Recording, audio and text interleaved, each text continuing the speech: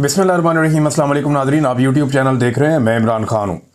खैबर पख्तूनख्वा की हुकूमत के हवाले से जो खबरें आ रही हैं, अब बहुत सारे लोग इस पे बात कर रहे हैं, सहाफ़ी भी दावे कर रहे हैं। फवाद चौधरी साहब ने स्टेटमेंट दिया। उनका ये कहना है कि अब कोई मोजज़ा ही होगा कि अली अमीन गंडापुर वज़ीर आला खैबर पख्तूनख्वा बरकरार रह पाएंगे। फवाद चौधरी साहब को जो लेटेस्ट आदाद-ओ-शुमार हैं या जो नंबर गेम है खैबर पख्तूनख्वा की असम्बली में, उसको देखकर शायद उन्हें भी आइडिया हो रहा है कि फारवर्ड ब्लॉक अगर कोई बन गया और उसमें चंद बंदे इकट्ठे हो गए तो बाकी जमातों के साथ मिलकर वज़ीर आला तब्दील हो सकता है। अब करना क्या होगा, इसमें फवाद चौधरी साहब की अपनी एक राय है, बाकी लोगों की अपनी राय है। अली अमीन गंडापुर चाहेंगे कि वो बतौर वज़ीर आला कंटिन्यू करें, लेकिन अब वो उतने मजबूत वज़ीर आला नहीं हैं जितने वो माजी में हुआ करते थे।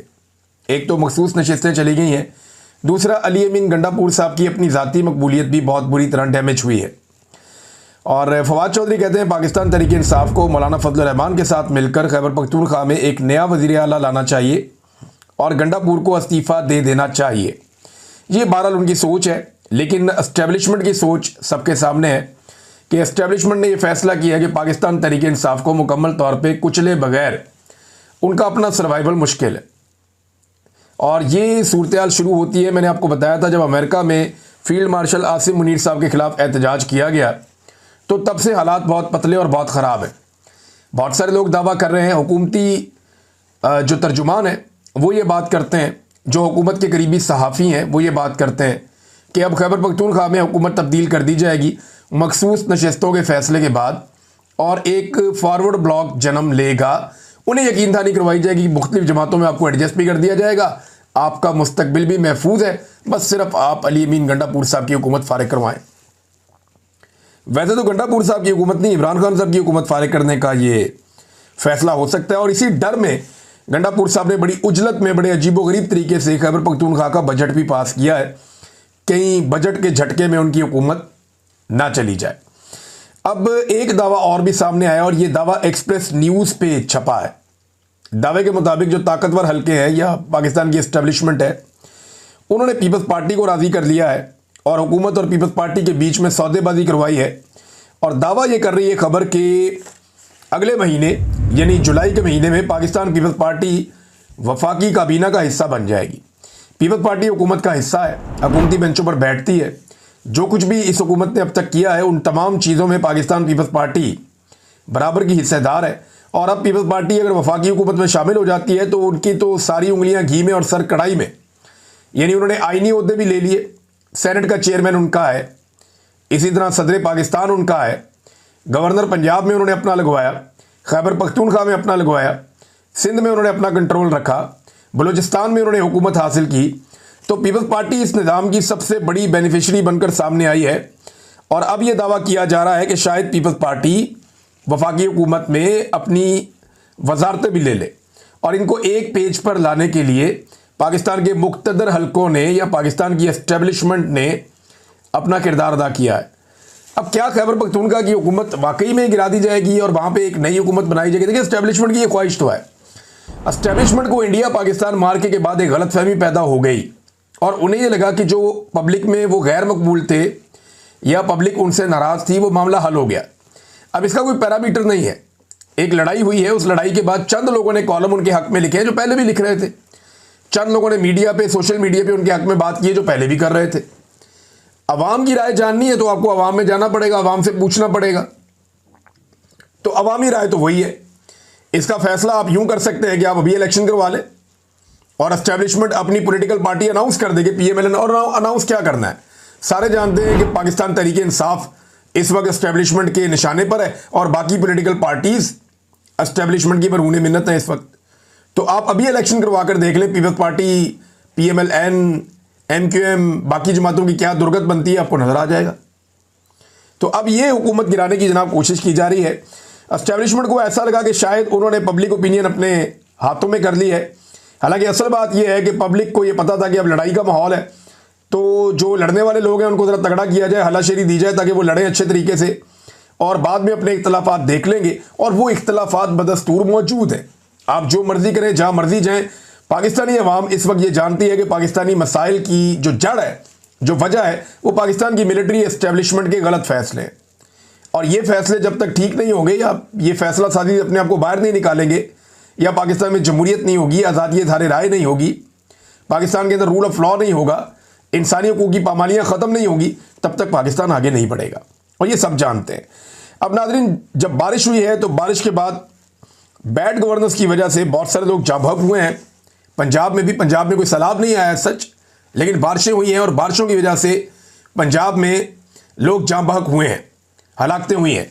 शाकिर रवान साहब ने एक रिपोर्ट पेश की है और ये रेस्क्यू के आदाद-ओ-शुमार हैं और जो रेस्क्यू के आदाद-ओ-शुमार है वो ये बताते हैं कि गुज़िश्ता 2 रोज़ में पंजाब में बारिशों के बायस 16 अफराद जाँ बहक हुए हैं जबकि 67 ज़ख्मी हुए हैं।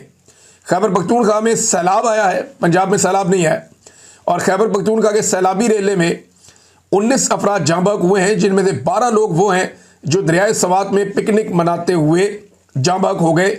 इंतज़ामी गफलत की वजह से, एक तो सयाहों को खुद भी रिस्क नहीं लेना चाहिए, लेकिन इंतज़ामिया की गफलत है और उससे मुंह नहीं फेरा जा सकता, उनको ये रिस्पॉन्सिबिलिटी लेनी पड़ेगी। पंजाब हुकूमत की जो गवर्नेंस है उसकी कलाई खुल गई है, यानी टके का काम इन्होंने नहीं किया। मानसून की बारिशों ने इनका पोल खोल कर रख दिया है। अस्पतालों के अंदर जो स्ट्रेचर्स हैं वो बारिश में तैर रहे हैं, कई अस्पतालों के अंदर जो है वो पानी जमा है। इससे पहले हमने ऐसा नहीं देखा, यानी बहुत कम कभी ऐसे मनाजिर देखे। कहीं ना कहीं कोई गवर्नेंस मौजूद रहती थी, लेकिन अस्पतालों के अंदर पानी तैर रहा है, सड़कों पे हर जगह पानी खड़ा हुआ है और ये मानसून की बारिशें। पहले कंट्रोल किया जाता था, अब कंट्रोल भी नहीं हो रहा। हालांकि उस्मान बुज़दार की हुकूमत में इन्होंने पंजाब के कई इलाकों में ज़ेरे ज़मीन बड़े बड़े एरियाज बनाए थे, पॉन्ड्स, जिनके अंदर पानी जमा हो जाता था, लेकिन पता नहीं ब्लॉकेज हो गई, क्या हो गया, या कोई साजिश हो रही है, जो भी हो रहा है, गवर्नेंस का पोल खुल गया है। सियालकोट में ख्वाजा आसिफ साहब गए लवाहिकीन के पास, जो दरियाए सवात में जो जाँ बहक हुए लोग, उनसे दुआ करने के लिए गए तो रास्ते में उनकी अपनी गाड़ियाँ, उनका प्रोटोकॉल जो है बारिश में फंस गया और पानी के अंदर फंसी हुई उनकी गाड़ियाँ नजर आई। पंजाब के कई अस्पतालों में पानी खड़ा हुआ नजर आया।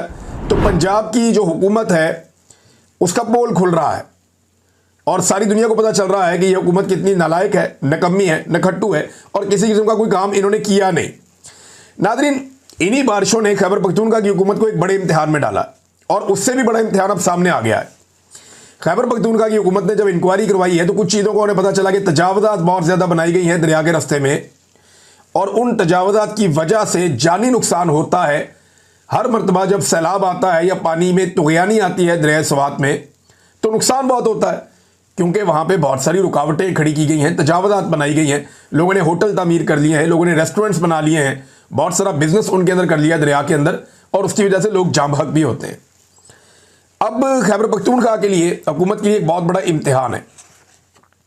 शीरीज़ादा वहाँ पे एक सीनियर जर्नलिस्ट हैं, स्वात प्रेस क्लब के साबिक सदर भी हैं। वो ये कहते हैं कि स्वात से आने के बाद चीफ सेक्रेटरी की हदायत पर दरिया स्वात के किनारे कायम तमाम नाजायज़ तजावज़ात के खिलाफ ऑपरेशन शुरू कर दिया गया है, यानी सारी तजावज़ात गिराई जा रही हैं, ऑपरेशन शुरू हो गया है, मशीनरी पहुँच गई है, काम हो रहा है। होटल मालिकान अब एक चैलेंज कर रहे हैं। यहाँ पे एक होटल मालिक का मैं इंटरव्यू सुन भी रहा था, वो भी यही बात कर रहा था कि जनाब आपने हमारे होटल गिराने हैं, हमारी चीज़ें गिरानी है तो आप गिरा दें, लेकिन वो कहता क्या जरा ये सुने आप।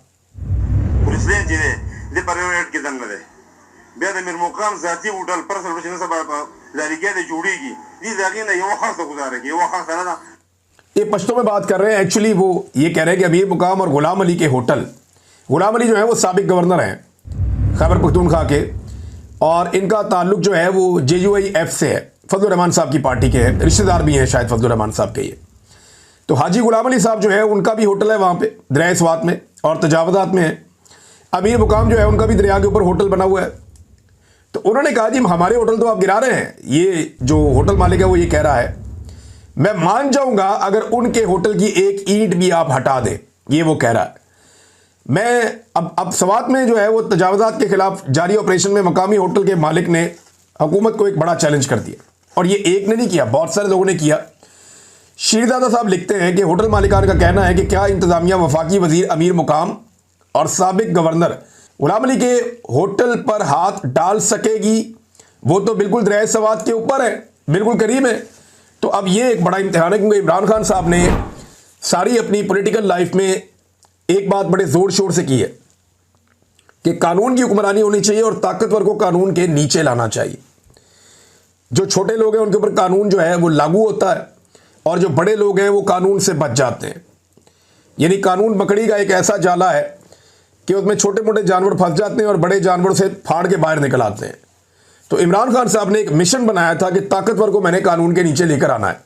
अगर तो ये छोटे मोटे होटल मालिकान के और जो लोग कमज़ोर हैं उनकी बिल्डिंग्स अगर गिराई जा सकती हैं और तजावज़ात हटाई जा सकती हैं, तो क्या हाजी गुलाम अली साहब और अमीर मुकाम साहब उनके होटलों को भी गिराया जा सकता है ताकि दरियाए सवात को तजावज़ात से पाक किया जा सके और आइंदा किसी हादसे से बचा जा सके। ये गंडापुर साहब का एक बड़ा इम्तिहान है, देखते हैं कि वो इस इम्तिहान में पास होते हैं या नहीं। लोग दावा करते हैं कि उनकी हुकूमत गिर जाएगी, तो उससे पहले उन्हें कुछ तो ऐसा करके जाना चाहिए कि कल को वो कह सकें कि उन्होंने कोई यादगार काम किए थे। नाज़रीन, ने बिजली की कीमत में 35 रुपये ये कहते जी एक टैक्स आता था, वज़ीर-ए-आज़म ने कहा जी हमने ख़त्म कर दिया, लेकिन दूसरी जगह डकैती मार दी। इन्होंने 35 रुपये का टैक्स जो ये पीटीवी वाला था ये हम ख़त्म कर रहे हैं। तो अच्छी बात है, पीटीवी को क्यों पालें लोग? पीटीवी को देखते ही नहीं लोग। जिन लोगों के घरों में मीटर लगे हुए हैं पीटीवी को तो देखते ही कोई नहीं है। शादो नादर कोई शख्स पीटीवी को देखता है, लेकिन पीटीवी को पालने के लिए टैक्स पूरे पाकिस्तान से ये ले रहे हैं और कई दहाइयों से ले रहे हैं। तो वो टैक्स जैसे ही ख़त्म होता है तो साथ ही जनाब पता चलता है कि जो गैस का मीटर है उसके ऊपर फिक्स्ड चार्जेस लगा दिए गए हैं। ये डिफरेंट खबरें मेरे साथ खुली हुई हैं सामने। जो फिक्स्ड चार्जेस लगाए गए हैं गैस के ऊपर, वो 50% तक उनमें इजाफा कर दिया गया। आप अंदाजा करें, यानी जो 1000 दे रहा था वो 1500 रुपया दे रहा। यहां 35 रुपये कम करके वहां 500 रुपये बढ़ा दिया गया। वहां 50% तक का इजाफा कर दिया गया। यहां पे एक छोटा सा रिलीफ और वहां पे एक बहुत बड़ी डकैती। यह हुकूमत ऐसे वारदातें डालती है, यानी एक जेब आपकी जो है उसको छोड़ती है कि जनाब हम आपकी जेब नहीं काट रहे, और बाकी 4 जेबें आपकी काट लेते हैं। ऐसी तबाही फेरी। इन्होंने पाकिस्तान को तबाह बर्बाद कर दिया और एनर्जी के ऐसे मंसूबे लेकर आए कि 1 यूनिट अगर पाकिस्तानी इस्तेमाल करता है तो पाकिस्तानी 3 यूनिट्स के पैसे देता है। यानी अगर 100 यूनिट इस्तेमाल किए तो आपको 300 यूनिट के पैसे इसलिए देने पड़ेंगे कि इन्होंने घटिया तरीन आईपीपीस के मुआहदे किए हैं। और करने वाला कौन है? नवाज शरीफ, शहबाज शरीफ। इनके दौर के मंसूबे आज भी पूरे पाकिस्तान के गले पड़े हुए हैं। बिजली बनाने की कैपेसिटी ज्यादा है, इस्तेमाल थोड़ा है, और अगर इस्तेमाल नहीं भी करना फिर भी आपने जिसको इस्तेमाल नहीं करना उसके पैसे आपने देने। ये मुआहदे इन्होंने किए हैं पाकिस्तान के अंदर। नाज़रीन, रुपए की कदर भी बहुत तेजी से गिर रही है। इस हवाले से मेरे पास एक खबर है, अभी आप गूगल करके देख लें। ये कोई ग्लिच भी हो सकता है सिस्टम का, लेकिन जो मैं पढ़ रहा हूँ ये बड़ा अजीब है। कुछ लोगों ने इसको ट्वीट भी किया और इसको शेयर किया है। गुज़िश्ता चंद दिनों में बहुत तेज़ी से पाकिस्तान में रुपए की कदर गिरी है। डॉलर की प्राइस जो है वो बहुत ज़्यादा हो गई है। इसी तरह जो पाउंड है उसकी प्राइस बहुत ज़्यादा हो गई है। अगर आप आदादो शुमार देखें तो एकदम से ये पिछले 1 हफ्ते में ट्रेंड आया है और पाकिस्तान के अंदर जो है वो इनकी कदर गिरी है रुपए की। यानी 283.49 रुपीज़ का जो है वो अब एक हो गया है डॉलर। ये बहुत महंगा हो गया है डॉलर। और अगर आप चले जाएं पाउंड पे तो पाउंड की कीमत भी इसी तरह बढ़ गई है, वो लगभग 390 रुपये के करीब पहुंच गया है। तो ये मौजूदा हुकूमत ने पाकिस्तान को तोहफा दिया और कहते हैं मीशत ठीक हो रही है। भाई अगर जिस मुल्क की मीशत ठीक हो रही होती है उसके रुपए की कदर बढ़ रही होती है ना, सिंपल फार्मूला है। हमारे रुपए की कदर बढ़ नहीं रही, उस मुल्क में सरमायाकारी आ रही होती है, यहाँ पे सरमायाकारी आ नहीं रही। ये बार बार हर चंद दिनों के बाद ये हुकूमत दावा करती है कि सरमायाकारी आ रही है, सरमायाकारी आ रही है। तो पाकिस्तान में पहुंचता क्या है? अलबैक का चिकन पहुंच जाता है या छोटे मोटे 1-2 मनसूबे पहुंच जाते हैं। और पाकिस्तान को मिलता क्या है? कौन सी सरमायाकारी है जो ये लोग पाकिस्तान के अंदर लेकर आए हैं? झूठे दावे करते हैं ये। सहाफ़ी फ़ाद हुसैन साहब जब शहबाज शरीफ साहब के मुशीर थे तो उन्होंने दावा किया था 2022 के सैलाब के बाद के अरबों डॉलर पाकिस्तान में आने वाले हैं। उनमें से भी कुछ खास नहीं मिल सका। बिलावल ने बड़े बड़े दावे किए कि मैंने इतना पैसा प्लज कर दिया, कहाँ पे वो पैसा? आज तक नहीं आ सका। दावे और वादे तो ये करते हैं अरबों डॉलर की इन्वेस्टमेंट के, और पाकिस्तान में लेकर क्या आते हैं? चाइना का कर्जा, सऊदी अरब का कर्जा, यूएई का कर्जा, IMF का कर्जा, वर्ल्ड बैंक का कर्जा। ये सिर्फ कर्जा लेकर आते हैं और कर्जों से कभी भी आप तरक्की नहीं कर सकते। कर्जों से आप गुजारा कर सकते हैं, धक्का लगा सकते हैं, कर्जों से आप तरक्की नहीं कर सकते। ये फॉर्मूला ही गलत है। मुजम्मल असलम साहब ने भी कहा जनाब कि ये एंड में पाकिस्तान को मिलता क्या है? अलबैक का चिकन मिल जाता है और कुछ नहीं निकलता है। सरमायाकारी नहीं आ रही पाकिस्तान में, कर्जे आ रहे हैं पाकिस्तान में और लगातार हम कर्जे ही ले रहे हैं, उसके अलावा हमने कुछ भी हासिल नहीं किया। नाज़रीन, शहबाज शरीफ ने चौधरी निसार अली खान साहब से मुलाकात की और बड़े अच्छे माहौल में इनकी दोबारा मुलाकात हुई है। 1 साल पहले भी एक मुलाकात हुई थी। 8 साल पहले अलहदगी हो गई थी चौधरी निसार अली खान की पार्टी से, और वजह उस वक्त क्या थी मैं आपको याद दिला दूं। निसार अली खान साहब कहते थे शरीफ खानदान अपने बच्चों को लॉन्च करके हमारे साथ ज्यादती कर रहे हैं, हम इनके बच्चों की गुलामी नहीं करेंगे। नवाज शरीफ अपनी बेटी लॉन्च कर रहा है, शहबाज शरीफ अपना बेटा लॉन्च कर रहा है। तो हम लोग है ना सियासतदान, 35-35 साल से यहाँ जूतियां घिस गई हैं हमारी इन जमातों में। तो इस बात पे इख्तलाफ हुआ था कि इनके बच्चों की चाकरी हमसे नहीं होती। लेकिन अब निसार अली खान साहब मुलाकातें कर रहे हैं। अगर निसार अली खान साहब दोबारा PMLN में शमूलियत इख्तियार करते हैं तो उनको शरीफों की जो आने वाली पीढ़ी है उसके सामने सरेंडर करना होगा और उनके सामने हाथ बांध कर खड़े होना होगा, जैसे वो शरीफ खानदान के साथ खड़े हुए थे। देखते हैं कि वो अपना मौक़िफ़ बदलते हैं या अपने पुराने मौक़िफ़ के ऊपर डटे रहते हैं कि मैं आप लोगों की तो मैंने कर दी, आपके बच्चों की चाकरी मैं नहीं करूँगा। देखना यह है कि निसार अली खान साहब अपने उस मौक़िफ़ पे कायम रह पाते या कायम नहीं रह पाते। नाज़रीन, नेतन्याहू के खिलाफ बहुत बड़ा मुजाहरा हुआ और ये मुजाहरा नेतन्याहू के खिलाफ हुआ तिल अल बैब में। इससे पहले कुछ मनाज़िर दिखाए गए थे, सोशल मीडिया पर डाले गए थे कि नेतन्याहू ने सेलिब्रेशन किए हैं, लोगों के अंदर आया, वहाँ पे कुछ इसराइली इकट्ठे थे, उन्होंने बड़ा अप्रिशिएट किया, लेकिन वो तादाद बहुत कम थी लोगों की, महदूद तादाद थी और ऐसा लग रहा था कि वो एक स्टेज किस्म का सारा प्रोग्राम है, पहले से तय किया हुआ है। लेकिन अभी लोग बहुत बड़ी तादाद में निकले तिल अल बैब में और वो नेतन्याहू को रिस्पॉन्सिबल समझते हैं अपनी तबाही के लिए और जो कुछ भी हुआ उस सारे के लिए। तो नेतन्याहू के खिलाफ एक बड़ा प्रोटेस्ट हो रहा है, इसके ऊपर जो है वो करप्शन के मुकदमात भी हैं और अमेरिका के सदर डोनाल्ड ट्रंप ने ये भी कहा है कि हम इसराइल की इमदाद बंद कर देंगे अगर नेतन्याहू को सज़ा दी गई तो नेतन्याहू को वो कह रहे हैं कि माफ़ी दे दें। अंदाज़ा करें आप कैसी टका के सीधी सीधी सपोर्ट आ रही है अमेरिका से कि भाई ये बंदा हमें पसंद है, इस बंदे के केस माफ़ कर दो, इसकी करप्शन की हुई है तो छोड़ दो इसको इसके बावजूद, और अगर आपने इसको ना छोड़ा तो हम आपकी इमदाद बंद कर देंगे। डोनाल्ड ट्रंप बहुत स्ट्रेट अवे आ गए हैं, बड़ी स्ट्रेट उन्होंने बात की है। ईरान ने नाज़रीन एक पंगा डाल दिया और ये बड़ा पंगा है। ईरान ने IAEA को मुआयना कराने से इनकार कर दिया। ये एक एटमी एजेंसी जो ये देखती है कि एटमी तनसीबात के हवाले से ये अपनी रिपोर्ट जमा करवाती है कि कोई मुल्क एटम बम बना रहा है या नहीं बना रहा, तो ये चेक करते रहते हैं, मुआयना करते रहते हैं। ईरान ने पहले मुआयने कराए भी हैं, ईरान बहुत ज़्यादा कोऑपरेट करता था, लेकिन इसराइल और अमेरिका के हमलों के रद्द-ए-अमल के तौर पे ईरान के अंदर ये सोच डेवलप हुई और फिर उनकी पार्लियामेंट ने ये फैसला भी कर लिया कि अब हम कोऑपरेट नहीं करेंगे इस मामले में। लिहाजा रद्द-ए-अमल के तौर पे उन्होंने कहा जी हम IAEA को मुआयना नहीं करवाएंगे। इस पर अमेरिका ने भी वार्निंग जारी कर दी है और वो ईरान को कह रहे हैं कि आप मुआयना करवाएं, आपको ये करवाना चाहिए। दूसरी तरफ ईरान ने जिन जिन साइट्स के ऊपर अमेरिका ने और इसराइल ने हमला किया था वहाँ पे दोबारा से तामीर नौ का काम शुरू कर दिया है, जो नुकसान हो गया उसको ठीक कर दिया है। जबकि IAEA के मुताबिक वो ये कह रहे हैं कि ईरान के पास ये सलाहियत अभी भी मौजूद है कि वो चंद महीनों में यूरेनियम को एटमी धमाके के काबिल बना सकता है। यानी यूरेनियम को अफसूदा किया जाता है या उसकी एनरिचमेंट की जाती है, या सादा अल्फाज में कहें कि यूरेनियम को तगड़ा करते हैं। एक स्पेशल प्रोसीजर है पूरा, एक सेंट्रीफ्यूजेस के ज़रिए से, और उसके बाद यूरेनियम इस काबिल हो जाती है कि वो एटमी धमाका करने वाला एक मवाद बन जाता है और एटमी धमाका हो सकता है। अब ज़्यादा डिटेल में मैं नहीं जाना चाहता, लेकिन ईरान ये महीनों में कर सकता है, ये बात IAEA ने कही है, ये उनका दावा है। बहरहाल फ़िलहाल तो ईरान मुकर गया, उन्होंने कहा जी कि अब हम किसी किस्म की कोई भी कोऑपरेशन इसमें नहीं देने जा रहे। नाज़रीन, इस वीलॉग को यहाँ रोक लेते हैं, नेक्स्ट वीलॉग में कुछ और चीज़ें मैं आपके सामने रखूँगा। खैबर पख्तूनख्वा की हुकूमत के हवाले से सबको नज़र रखनी पड़ेगी।